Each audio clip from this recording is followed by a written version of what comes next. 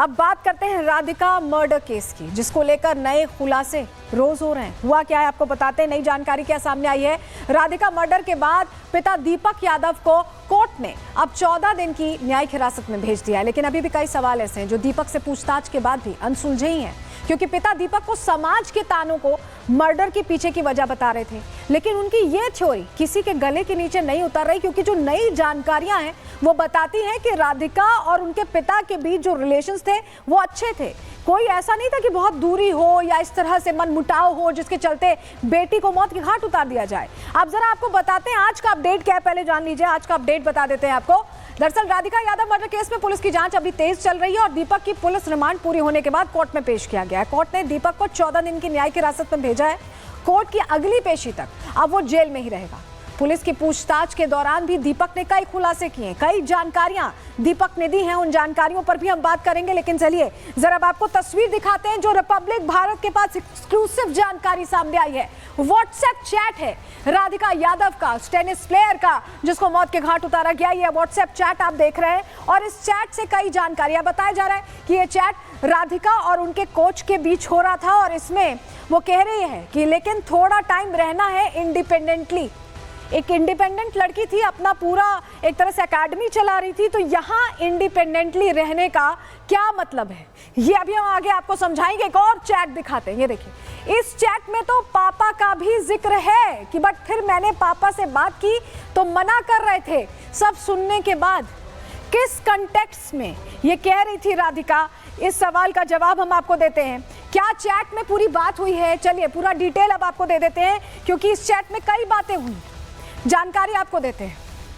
Chat से पता चला है कि राधिका परेशान थी। राधिका यादव की व्हाट्सएप चैट से कई अहम खुलासे हुए। थोड़े टाइम अकेले रहना चाहती थी राधिका, ये चैट में वो लिख रही है। घर से कहीं दूर जाना चाहती थी, ये भी उसने लिखा। चैट में घर में लगने वाली पाबंदियों का भी जिक्र किया गया। अपनी जिंदगी आजादी से जीना चाहती थी राधिका। चैट की शुरुआत में राधिका ने चीन दौरे का जिक्र किया, कहा कि चीन जा सकते हैं, लेकिन वो कहती है कि चीन में खाने की दिक्कत है। उसके बाद दुबई या ऑस्ट्रेलिया जाकर रहने का जिक्र राधिका ने खुद किया। अक्टूबर नवंबर तक निकलने का उसका प्लान था, यानी वो इसी साल निकलने की तैयारी कर रही थी। और राधिका और उसके कोच के बीच बताया जा रहा है कि ये चैट हो रही थी। पुलिस इस चैट की भी अब जांच कर रही है, इसको लेकर भी जो सवाल है समझने की कोशिश कर रही है। राधिका की दूसरी चैट जो हमने आपको दिखाई, उसमें उसने अपने पिता का भी जिक्र किया है और उसमें लिखा है कि पापा ने सब सुनकर मना कर दिया, यानी जो अपना प्लान वो बता रही थी वो उसके पिता उसके लिए राजी नहीं थे, सब मना कर दिया।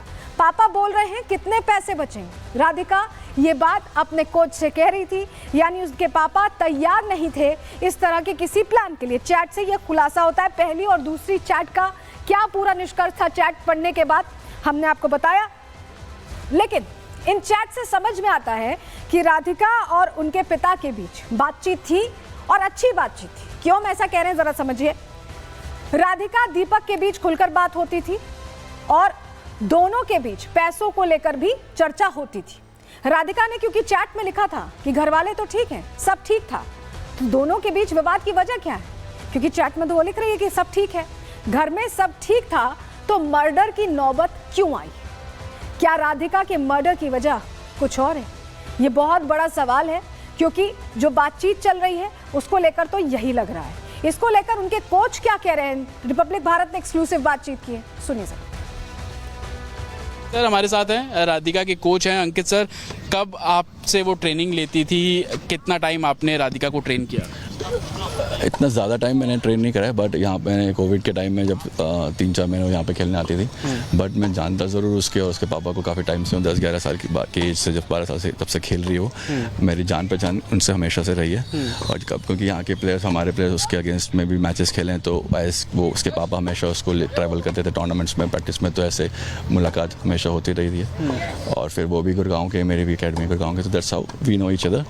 एंड उसके बाद फिर जो भी ये सारी चीज़ें हुई हैं, इट इज़ रियली सरप्राइजिंग। उनकी जो बॉन्डिंग थी, जो चीज़ें थी, वो बहुत ही ज़्यादा आई मीन अबव नॉर्मल थी, बहुत ज़्यादा अच्छी थी, जो भी दिखती थी हमें। कभी हमेशा पापा उसके सपोर्ट ही करते थे उसको, अगर कभी ख़राब भी खेले हैं ऐसे कुछ भी करे तो मैंने जो देखा है एटलीस्ट, और जो मैंने सुना है, और मैंने तो कभी नहीं देखा यहाँ सुना कि उन्होंने। फादर हमेशा दीपक आते थे हमेशा यहाँ पे क्या कहीं पे भी जाते थे, वो प्रैक्टिस करने जाती थी 90% ऑफ द टाइम्स वो ही साथ में ट्रैवल करते थे। लेकिन यही टेनिस कोर्ट उसकी हत्या की वजह बन गई। हो सकती है, आई मीन वो तो पुलिस ही बताएगी असली रीज़न क्या है, बट मैं सुनने में तो यही आया है कि टेनिस के कारण ही हुआ है। दीपक का व्यवहार कैसा था जब वो राधिका को लेकर आते थे? बातचीत होती थी आपकी? वो एनकरेज करते थे खेलने के लिए, प्रोत्साहित करते थे? किस तरीके का बिहेवियर था?